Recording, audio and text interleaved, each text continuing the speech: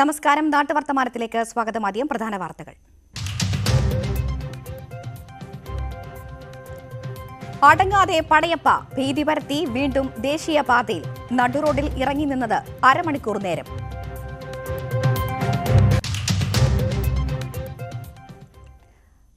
നെന്മാറയിൽ വാഹനാപകടത്തിൽ 2 മരണം. അപകടം പിക്കപ്പും ഇരുചക്രവാഹനവും കൂട്ടിയിടിച്ച്.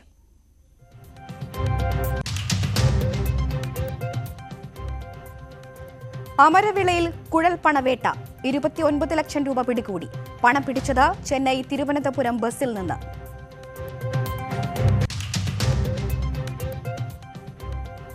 പട്ടാഴിയിൽ ക്ഷീരകർഷകനെ വെട്ടിക്കൊന്നു. മരിച്ചത് പട്ടാഴി സ്വദേശി സാജൻ. കുത്തേറ്റത് പിന്നിൽ നിന്ന്.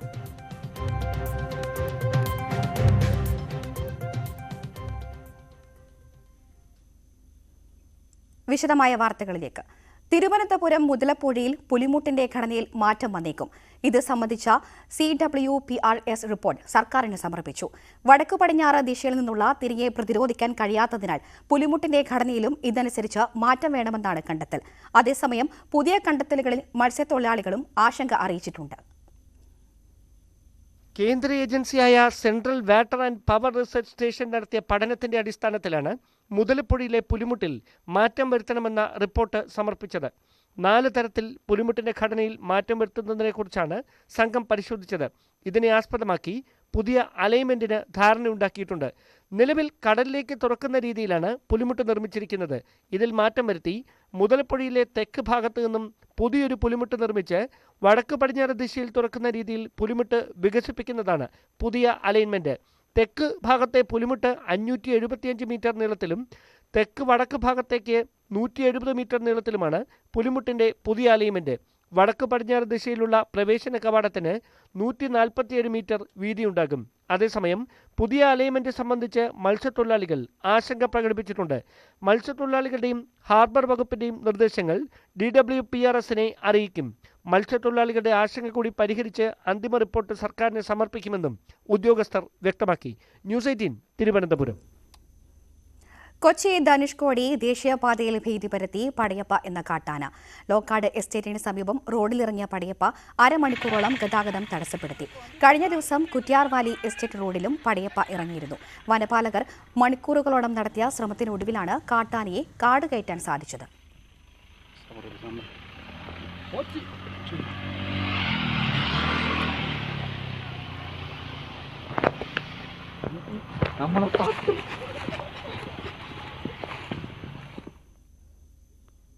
പാലക്കാട് മേലാർക്കോട് പുള്ളിൻചുവടിന് സമീപം പിക്കപ്പ് വാനും ഇരുചക്രവാഹനവും കൂട്ടിയിടിച്ച് 2 പേർ മരിച്ചു. നെന്മാറ, കണിമംഗലം, ചെന്നങ്കോട്, പൊന്നുമണി, സന്തോഷ് എന്നിവരാണ് മരിച്ചത്. ഇന്ന് രാവിലെ 8 മണിയോടെയാണ് സംഭവം. ഇരുചക്രവാഹനത്തിൽ യാത്ര ചെയ്തവരാണ് മരിച്ചത്. എറണാകുളം ആലുവ കുട്ടമശ്ശേരിയിൽ വീടിന് തീവയ്ക്കാൻ ശ്രമം. കുട്ടമശ്ശേരി സ്വദേശി നാരായണൻകുട്ടിയുടെ വീടിനാണ് അജ്ഞാതൻ തീവയ്ക്കാൻ ശ്രമിച്ചത്. ഇന്നലെ രാത്രിയാണ് സംഭവം. ആലുവ പോലീസ് കേസെടുത്ത് അന്വേഷണം ആരംഭിച്ചു. നീന്തൽ പരിശീലനം ആരംഭിച്ച് വളാഞ്ചേരി നഗരസഭ. നഗരസഭ വാർഷിക പദ്ധതിയിൽ ഉൾപ്പെടുത്തിയാണ് പരിപാടി. വളാഞ്ചേരി നഗരസഭയുടെ 3ാം വാർഷികത്തോടനുബന്ധിച്ചുള്ള നീന്തൽ പരിശീലന പദ്ധതിക്കാണ് തുടക്കമായത്. കുട്ടികളുടെ ജലവൈദഗ്ധ്യം വർദ്ധിപ്പിക്കുന്നതിനും ഫിറ്റ്നസ് പ്രോത്സാഹിപ്പിക്കുന്നതിനുമായാണ് പദ്ധതി. കാട്ടിപ്പരുത്തി കറ്റട്ടിക്കുളത്താണ് നീന്തൽ പരിശീലനം. 2023-24 വാർഷിക പദ്ധതിയിൽ നഗരസഭ തനത് ഫണ്ട് വെച്ചുകൊണ്ട് നമ്മുടെ പ്രദേശത്തെ കുട്ടികളെ നീന്തൽ പരിശീലിപ്പിക്കണം എന്ന ഒരർത്ഥത്തിലാണ് നഗരസഭയുടെ വിദ്യാഭ്യാസ സ്റ്റാൻഡിംഗ് കമ്മിറ്റിയുടെ തീരുമാനപ്രകാരം നഗരസഭയുടെ കഴിഞ്ഞ വർഷത്തെ വികസന പദ്ധതികളുടെ കാഴ്ചപ്പാട് പ്രകാരവും ഇത്തരമൊരു പദ്ധതി നമ്മൾ ആവിഷ്കരിച്ച് നടപ്പിലാക്കാൻ പോകുന്നത്. നഗരസഭയിൽ സ്ഥിരതാമസമുള്ള 4, 5, 6, 7 ക്ലാസുകളിലെ വിദ്യാർത്ഥികൾക്കാണ് ആദ്യഘട്ട പരിശീലനം. മികച്ച നീന്തൽ പരിശീലകനായ നിലൂഫറിന്റെ നേതൃത്വത്തിലാണ് 10 ദിവസം നീണ്ടു നിൽക്കുന്ന പരിശീലനം. ആദ്യം കുട്ടികളുടെ നിലവിലെ നിലവാരം നമ്മൾ പരിശോധിക്കുന്നുണ്ട്. ചില കുട്ടികൾ പെട്ടെന്ന് ക്യാച്ചപ്പ് ചെയ്ത് വരുന്നവരെ ഫാസ്റ്റായിട്ട് നമ്മൾ ട്രെയിനിങ് കൊടുക്കും. കുറച്ച് വേഗത കുറഞ്ഞവരുണ്ടെങ്കിൽ അവർ സ്പെഷ്യൽ ക്യാമ്പായിട്ട് നമ്മൾ കുറച്ച് സമയം കൊടുത്തിട്ടാണ് ഇത് ചെയ്യിക്കുന്നത്. ഇപ്പോൾ നീന്തൽ മത്സരം നീന്തൽ എന്ന് പറഞ്ഞാൽ നമുക്കറിയാമല്ലോ, ഒരാളുടെ എല്ലാ അവയവങ്ങളും ഒരേ സമയം ചലിക്കുന്ന ഇതാണ് സ്വിമ്മിങ് എന്ന് പറഞ്ഞത്. അപ്പോൾ സ്വിമ്മിങ്ങിലൂടെ പിന്നെ ഒരു ആരോഗ്യമുള്ള ഒരു ജനതയെ നമുക്ക് വാർത്തെടുക്കാൻ കഴിയും. വേറെ ഏത് എക്സസൈസ് നടത്തുമ്പോഴും ആ ഒരു അവയവം മാത്രമാണ് ചലിക്കുക. പക്ഷേ നീന്തൽ മത്സരം അല്ലെങ്കിൽ നീന്തലിലൂടെ നമുക്ക് ഒരു മനുഷ്യൻ്റെ എല്ലാ അവയവങ്ങളും ഒരേ സമയം ചലിക്കുന്ന അല്ലെങ്കിൽ ഒരേ സമയം എക്സസൈസ് ചെയ്യുന്ന സംവിധാനം നമുക്കുണ്ട്. ശാസ്ത്രീയമായ പരിശീലനത്തോടൊപ്പം നീന്തൽ സ്ട്രോക്കുകൾ, ടെക്നിക് ഡ്രില്ലുകൾ എന്നിവയും പരിശീലനത്തിൽ ഉൾപ്പെടുത്തുന്നുണ്ട്. News 18 Tirur. Amaravila excise check പോസ്റ്റിൽ കുഴൽപ്പണം പിടികൂടി. രേഖകൾ ഇല്ലാതെ കടത്തിക്കൊണ്ടുവന്ന 29 ലക്ഷം രൂപയാണ് പിടികൂടിയത്. 2 പേർ എക്സൈസിന്റെ കസ്റ്റഡിയിലാണ്. ചെന്നൈയിൽ നിന്നും തിരുവനന്തപുരത്തേക്ക് വരികയായിരുന്ന ആഡംബര ബസ്സിൽ അമരവിള ചെക്ക് പോസ്റ്റിലെത്തിയപ്പോൾ നടത്തിയ വാഹന പരിശോധനയിലാണ് രേഖകൾ ഇല്ലാതെ കൊണ്ടുവന്ന പണം കണ്ടെത്തിയത്. തമിഴ്നാട് സ്വദേശികളായ അബ്ദുൽ നാസർ, മുഹമ്മദ് ഫയസ് എന്നിവരെയാണ് പിടികൂടിയത്. കൊല്ലം കുന്നിക്കോട് പട്ടാഴിയിൽ ക്ഷീരകർഷകനെ വെട്ടിക്കൊലപ്പെടുത്തി. പട്ടാഴി പന്തപ്ലാവ് സ്വദേശി സാജനാണ് കൊല്ലപ്പെട്ടത്. പിന്നിൽ നിന്ന് ആരോ ആക്രമിച്ചതായി സാജൻ പറഞ്ഞിരുന്നതായി മകൻ പോലീസിന് മൊഴി നൽകി. ഇരിപ്പാക്കുഴി ഫാമിൽ പാൽ കറക്കാനായി വന്നതായിരുന്നു Jose.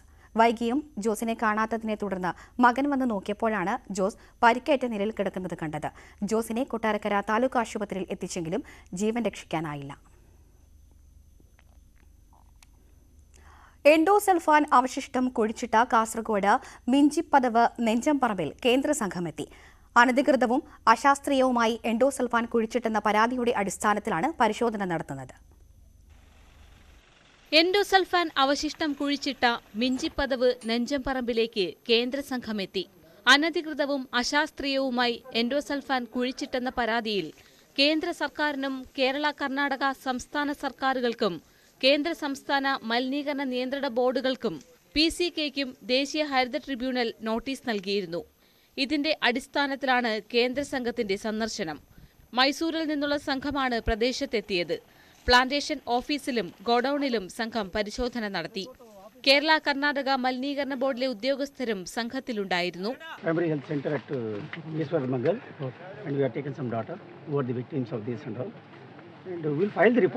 before honorable judge for consideration. What is public report? Analysis results of the samples collected will be presented before honorable judge for further consideration. Plantation തോട്ടത്തിനുള്ളിലെ ഒഴിഞ്ഞ കിണറിൽ എൻഡോസൾഫാൻ അവശിഷ്ടം തള്ളിയത് അവിടുത്തെ ഭൂഗർഭജലം മലിനമാക്കിയെന്ന് കാണിച്ച് ഉടുപ്പിയിലെ മനുഷ്യാവകാശ പ്രവർത്തകൻ രവീന്ദ്രനാഥ് ഷാൻഭോഗാണ് പരാതി നൽകിയത്. 2013 ഉപയോഗിക്കാത്ത എൻഡോസൾഫാൻ കണ്ടെയ്നറുകൾ കിണറിൽ തള്ളിയതായി സുരക്ഷാ ജീവനക്കാരൻ മൊഴി നൽകിയത്. മിഞ്ചിപ്പതവിനോട് ചേർന്ന കർണാടകയിലെ വില്ലേജുകളിലും എൻഡോസൾഫാൻ ഇരകളെ കണ്ടെത്തിയതിനെ തുടർന്നാണ് ഷാൻഭോഗ് ഹരിത ട്രിബ്യൂണലിനെ സമീപിച്ചത്. ന്യൂസ് 18 കാസർഗോഡ്. ചേർത്തല യുവ കോളേജിന്റെ നേതൃത്വത്തിൽ രക്തദാന ക്യാമ്പ് നടത്തി. ചേർത്തല തഹസിൽദാർ മനോജ് KR ഉദ്ഘാടനം ചെയ്തു. 60ഓളം പേർ രക്തദാനം ചെയ്തു. അശോക ബിൽക്കോണിന്റെയും യുവ കോളേജിന്റെയും IMAയുടെ നേതൃത്വത്തിലായിരുന്നു ക്യാമ്പ്.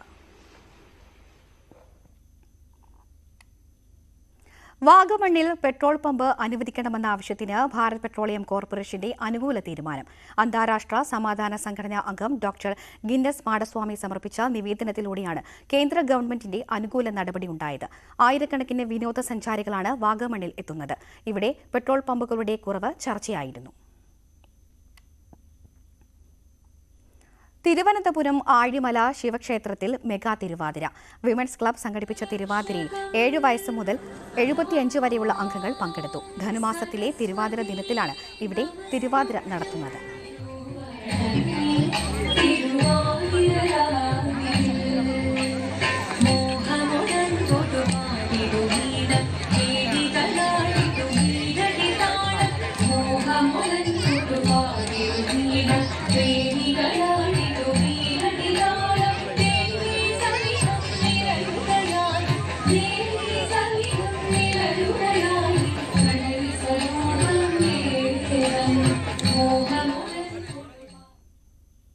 തിരുവനന്തപുരം കോരാണി റോഡിൽ അപകടഭീതി ഉയർത്തി ഇലക്ട്രിക് പോസ്റ്റ്.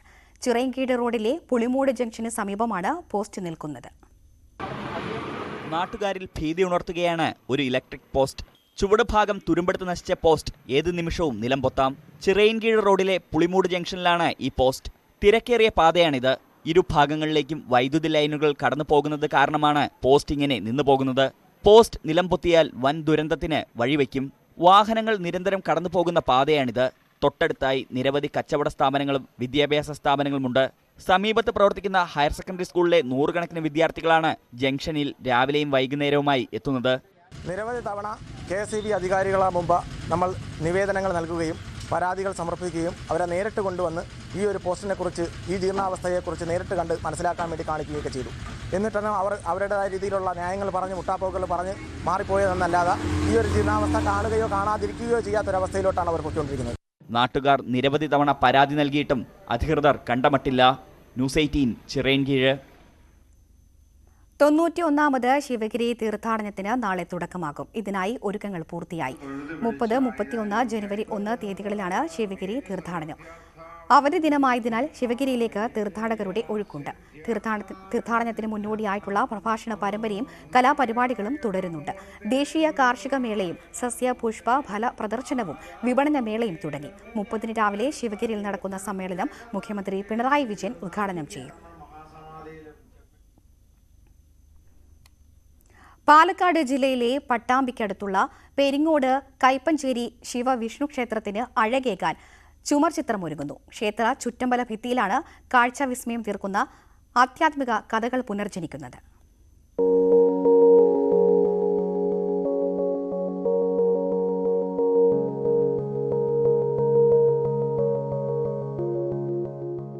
ആധ്യാത്മരാമായണം, ശ്രീരാമ പട്ടാഭിഷേകം, ശക്തി പഞ്ചാക്ഷരിയും അനുബന്ധ കഥകളും ഉൾക്കൊള്ളിച്ചുകൊണ്ടുള്ള ചുമർ ചിത്രങ്ങളാണ് പെരിങ്ങോട് കൈപ്പഞ്ചേരി ശിവവിഷ്ണു ക്ഷേത്രത്തിൽ ഒരുങ്ങുന്നത്.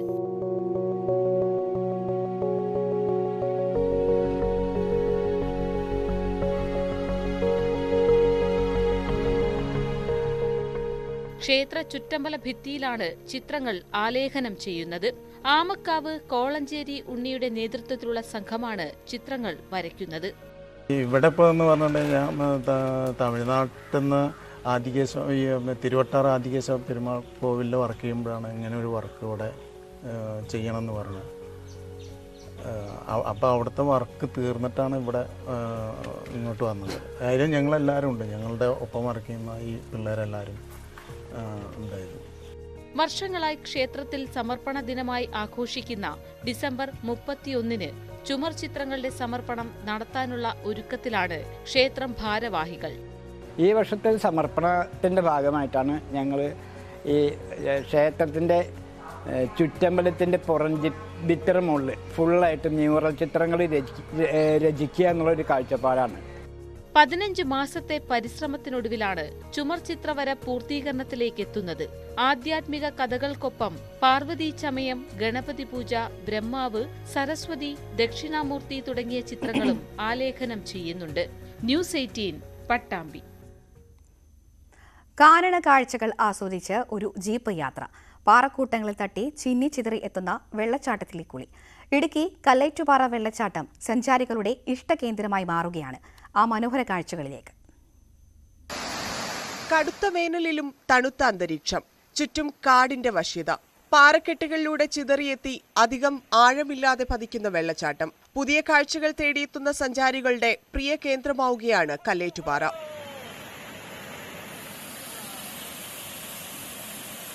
വളക്കോട്ടിൽ നിന്നും കണ്ണമ്പടി ഗോത്രഗ്രാമത്തിലേക്കുള്ള പാതയോട് ചേർന്നാണ് കല്ലേറ്റുപാറ വെള്ളച്ചാട്ടം സ്ഥിതി ചെയ്യുന്നത്.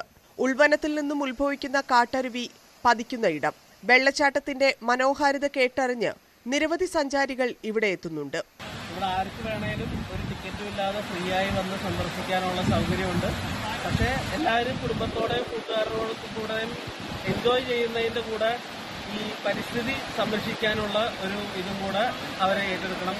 പ്ലാസ്റ്റിക് വേസ്റ്റുകളോ കാര്യങ്ങളോ ഒന്നും ഇവിടെ നിക്ഷേപിക്കാതെ നന്നായി ഈ സ്ഥലം കാത്തു സൂക്ഷിച്ച് ഭാവിയിലുള്ള തലമുറയ്ക്കും കൂടെ ഇത് ആസ്വദിക്കാനുള്ള ഒരു ഇതും കൂടെ ഉണ്ടാക്കി കൊടുക്കണമെന്നുള്ളൊരു ഇത് മാത്രമേ ഉള്ളൂ. വർഷം മുഴുവൻ ലഭിക്കുന്ന തണുത്ത കാലാവസ്ഥയാണ് കല്ലേറ്റുപാറയെ സഞ്ചാരികളുടെ പ്രിയ കേന്ദ്രമാക്കുന്നത്. ന്യൂസ് 18 ഇടുക്കി. നാട്ടുവർത്തമാനത്തിൽ ഇനിയൊരു ഇടവേള.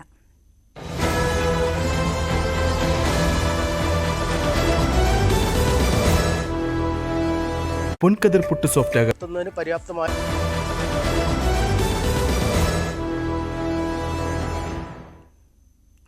നാടൻ പാട്ടിനായി ഒന്നിച്ചിരിക്കുകയാണ് ഇടുക്കി ഉപ്പുതറയിലെ ഒരു കൂട്ടം കലാകാരന്മാർ. ആനപ്പളം ഈഗിൾസ് എന്ന പേരിൽ കലാസമിതി ഉണ്ടാക്കി പരമ്പരാഗതമായി കൈമാറി വന്ന ഇനത്തെ നാട്ടുകാർക്ക് പരിചയപ്പെടുത്തുകയാണ് ഇവർ. 20ഓളം കലാകാരന്മാരാണ് കൂട്ടായ്മയിലുള്ളത്. നാട് പൊലിയുക നടവഴി പൊലിയുക, നാട് പൊലിയുക നടവഴി പൊലിയുക. കേരളത്തിന്റെ ഓരോ പ്രദേശത്തും കൈമാറി വന്ന നാടൻ പാട്ടുകൾ വ്യത്യസ്തമാണ്. ഓരോ മേഖലയിലും നിലനിന്നിരുന്ന സാമൂഹിക വ്യവസ്ഥകളും സംസ്കാരവും കാർഷിക രീതികളും കോർത്തിണക്കിയാണ് നാടൻ ശീലുകൾ രൂപപ്പെട്ടിരുന്നത്. മലനാടിന്റെ ആചാരങ്ങളും സംസ്കാരങ്ങളും സമന്വയിപ്പിച്ച നാടൻ വാമൊഴിയിലുള്ള പാട്ടുകളെ പുതുതലമുറയ്ക്കായി അവതരിപ്പിക്കുകയാണ് ആനപ്പളം ഈഗിൾസ്.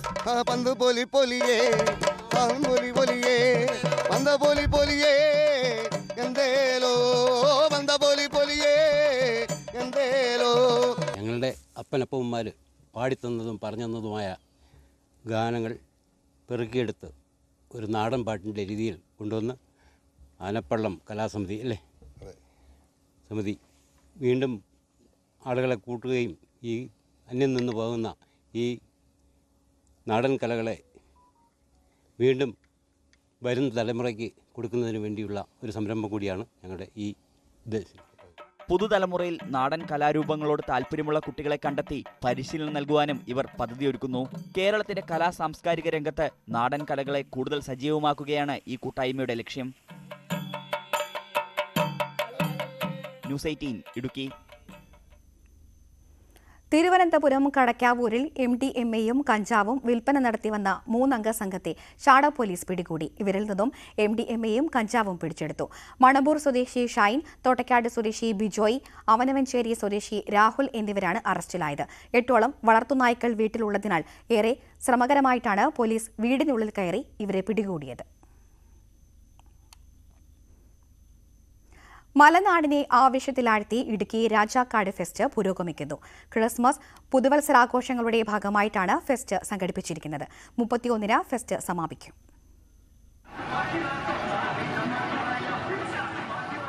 ഹെലികോപ്റ്ററിൽ ഹൈറേഞ്ചിന്റെ മലനിരകളുടെ കാഴ്ചകൾ ആസ്വദിച്ചൊരു ആകാശയാത്ര, കാണികളെ മുൾമുനയിലാഴ്ത്തുന്ന മരണക്കിണർ, വിവിധതരം റൈഡുകൾ എന്നിങ്ങനെ ആവേശ കാഴ്ചകൾ നിരവധിയുണ്ട് ഫെസ്റ്റിൽ.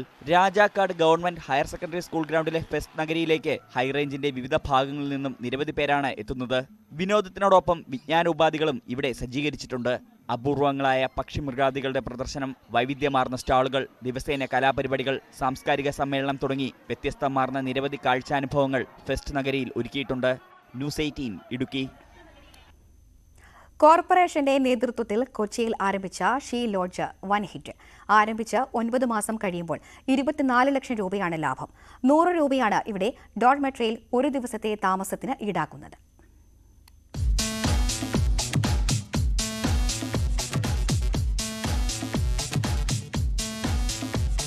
കൊച്ചി നഗരത്തിലെത്തുന്ന സ്ത്രീകൾക്ക് കുറഞ്ഞ ചെലവിൽ രാത്രി കഴിയാൻ സുരക്ഷിതമായ ഒരിടം എന്ന ലക്ഷ്യത്തോടെ ആരംഭിച്ച പദ്ധതിയാണ് ഷീ ലോഡ്ജ്.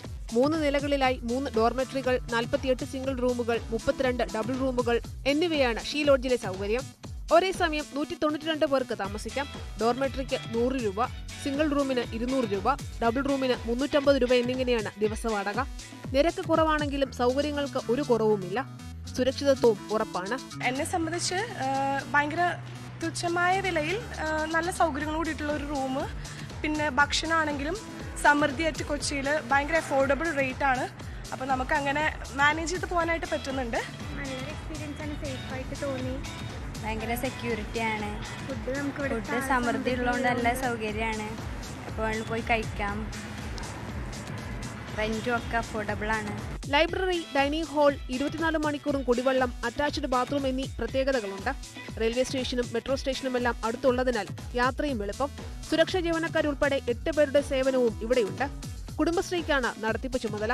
ഡോർമെട്രിക്കാണ് കൂടുതൽ ആവശ്യക്കാർ വരുന്നത് എങ്കിലും എല്ലാവരും വളരെ സന്തോഷത്തോടുകൂടിയാണ് മുറിയോട് വന്ന് പോകുന്നത്. ഭക്ഷണം താഴെ സമൃദ്ധിന്ന് അവർക്ക് 20 രൂപയ്ക്ക് കഴിക്കാം. ഇപ്പോൾ നമ്മൾ സബ്സിഡി മാറ്റിയതുകൊണ്ട് 20 രൂപയ്ക്കാണ് കൊടുക്കുന്നത്. അപ്പോൾ 100 രൂപയ്ക്ക് മുറിയും 10 രൂപയ്ക്ക് ഊണെന്നുള്ളൊരു കൺസെപ്റ്റാണ് നമ്മളിത് തുടങ്ങുമ്പോൾ ഉണ്ടായത്. സബ്സിഡി നിർത്തിയതുകൊണ്ട് നമ്മളിപ്പോൾ 20 രൂപയ്ക്കാണ് ഭക്ഷണം നൽകുന്നത്. തൊട്ടടുത്ത് പ്രവർത്തിക്കുന്ന കോർപ്പറേഷന്റെ സമൃദ്ധി ഹോട്ടലിൽ നിന്ന് 20 രൂപയ്ക്ക് ഭക്ഷണം കൂടി ലഭിക്കുന്നതോടെ ആശ്വാസം ഇരട്ടിയാണ്. ചുരുക്കത്തിൽ കൊച്ചി പരമാര റോഡിലെ ഷീ ലോഡ്ജ് സുരക്ഷിതവും ബഡ്ജറ്റ് ഫ്രണ്ട്ലിയുമാണ്. ന്യൂസ് 18 കൊച്ചി.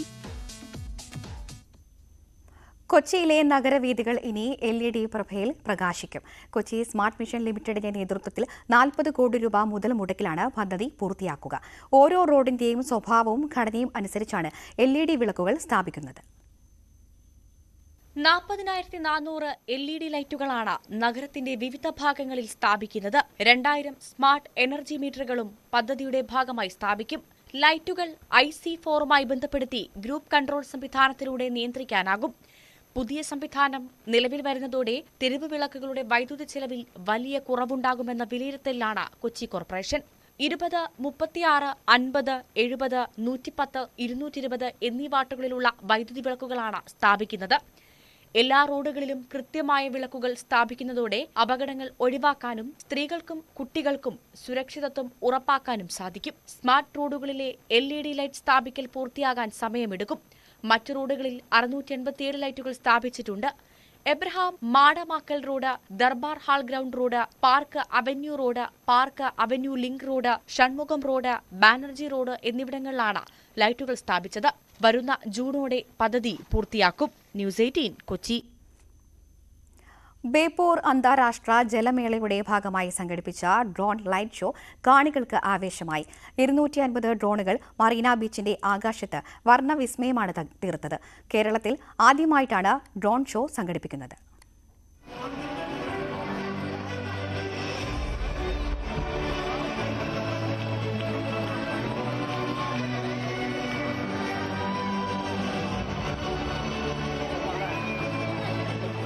ബേപ്പൂർ മറീന ബീച്ചിൽ അക്ഷമരായി കാത്തുനിന്ന ആയിരങ്ങൾക്ക് മുന്നിൽ അർദ്ധഗോളാകൃതിയിൽ ഡ്രോണുകൾ പറന്നുയർന്നു.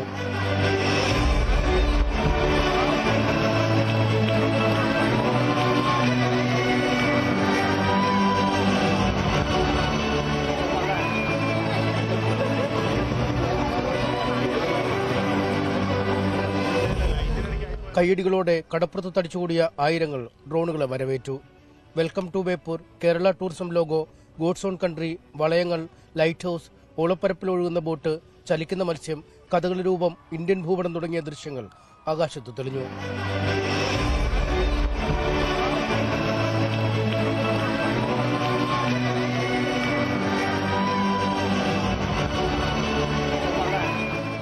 കേരളത്തിലെ ആദ്യ ഡ്രോൺ ഷോ ബേപ്പൂരിൽ നടത്തിയതിന്റെ സന്തോഷം സ്ഥലം MLA കൂടിയായ മന്ത്രി മുഹമ്മദ് റിയാസ് മറച്ചുവെച്ചില്ല.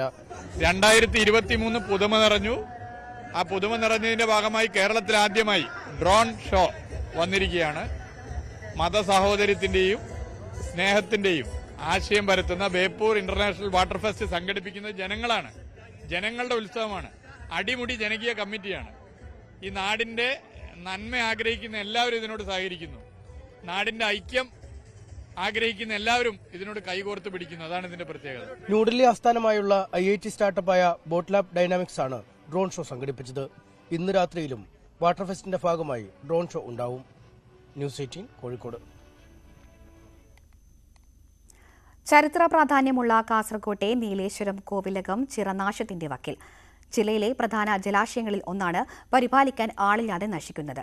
സംരക്ഷണ ഭിത്തി ഇല്ലാത്തതിനാൽ ചിറയുടെ ഇരുഭാഗങ്ങളിലൂടെയും കടന്നുപോകുന്ന റോഡ് വാഹനങ്ങൾക്ക് അപകട ഭീഷണിയും ഉയർത്തുന്നു. കാസർഗോഡ് ജില്ലയിലെ ഏറ്റവും വലിയ ജലാശയങ്ങളിലൊന്നായ കോവിലകം ചിറ സംരക്ഷണമില്ലാതെ നാശത്തിന്റെ വക്കിലാണ്. രാജവാഴ്ചയുടെ പ്രതാപകാലത്തിന്റെ നിരവധി ചരിത്ര സ്മാരകങ്ങളാണ് നീലേശ്വരത്ത് നാശോന്മുഖമാകുന്നത്. അതിലൊന്നാണ് കോവിലകം ചിറ. ചിറയുടെ 4 ഭാഗവും കാടുമൂടി അരികിടിഞ്ഞ അവസ്ഥയിലാണ്. സംരക്ഷണ ഭിത്തിയില്ലാത്തതിനാൽ ചിറയോട് ചേർന്ന് ഇരുഭാഗങ്ങളിലൂടെയും കടന്നുപോകുന്ന റോഡ് വാഹനങ്ങൾക്ക് അപകട ഭീഷണിയും ഉയർത്തുന്നു.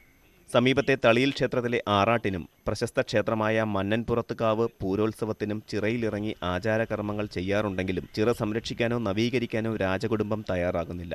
നഗരസഭ ഉൾപ്പെടെ നിരവധി ഏജൻസികൾ ചിറ നവീകരണത്തിനും സൗന്ദര്യവൽക്കരണത്തിനും മുന്നോട്ട് വന്നെങ്കിലും എങ്ങുമെത്തിയില്ല. നമ്മുടെ ചരിത്രാധിക കാലം മുതൽക്ക് തന്നെ ഇവിടെയുള്ളൊരു ചിറയാണിത്. അതായത് കോലത്തുനാടിൻ്റെ ചരിത്രം പറയുന്നുണ്ടെങ്കിൽ മാനാഞ്ചിറ മുതൽ നമ്മളെ ചിറക്കൽ, കണ്ണൂർ ചിറക്കൽ കോവിലകത്തിൻ്റെ ചിറ അത്ര തന്നെ പഴക്കമുള്ള ഒരു ചിറയാണിത്. അന്നത്തെ രാജാക്കന്മാരെ, അന്നത്തെ ആൾക്കാരുടെ കായിക ബലം കൊണ്ട് കൊത്തി വലിച്ചുണ്ടാക്കിയിട്ടുള്ള ചിറയാണ്. ഒരു കാലത്ത് ഇതിനെ കൈതോട്ട് ചിറ എന്നാണ് പറഞ്ഞിട്ടുണ്ടായിരുന്നത്. മുൻപ് ജില്ലാതല നീന്തൽ ചാമ്പ്യൻഷിപ്പ് ഉൾപ്പെടെ വിവിധ മത്സരങ്ങളും ചിറയിൽ നടത്തിയിരുന്നു. മഴക്കാലത്ത് വെള്ളമുയർന്നതിനാൽ ചിറയേത് വഴിയേത് എന്ന് തിരിച്ചറിയാനാകാത്ത അവസ്ഥയാണ്. കഴിഞ്ഞ നഗരസഭാ ഭരണസമിതിയുടെ കാലത്ത് ശുചിത്വ കേരളം പദ്ധതിയുടെ ഭാഗമായി കോവിലകം ചിറ ശുചീകരിച്ചിരുന്നു. എന്നാൽ അതിനുശേഷം നഗരസഭ സർക്കാരിന് പ്രൊജക്ട് സമർപ്പിച്ചെങ്കിലും ചിറയുടെ ഉടമസ്ഥാവകാശത്തെക്കുറിച്ച് ഇതുവരെ വ്യക്തത വന്നിട്ടില്ല. ഉടമസ്ഥാവകാശം ലഭിച്ചാൽ ജലസേചന വകുപ്പും ചിറ സംരക്ഷിക്കാൻ തയ്യാറാണ്. സൗന്ദര്യവൽക്കരണം നടത്തിയാൽ കോവിലകവും അനുബന്ധ ചരിത്ര സ്മാരകങ്ങളും കൂട്ടിയിണക്കിയാൽ ടൂറിസം സാധ്യതകളും വികസിപ്പിക്കാൻ സാധിക്കും. കാടുമൂടിയ ചിറയിൽ ഇപ്പോൾ മാലിന്യം നിക്ഷേപിക്കുന്നതും പതിവാണ്. നഗരസഭയിൽ നിന്ന് ഡ്രെയിനേജ് വഴിയെത്തുന്ന മാലിന്യങ്ങളും ചിറയിൽ പതിക്കാറുണ്ട്. ന്യൂസ് 18 കാസർഗോഡ്. നാട്ടുവർത്തമാനം പൂർണ്ണമാകുന്നു. നമസ്കാരം.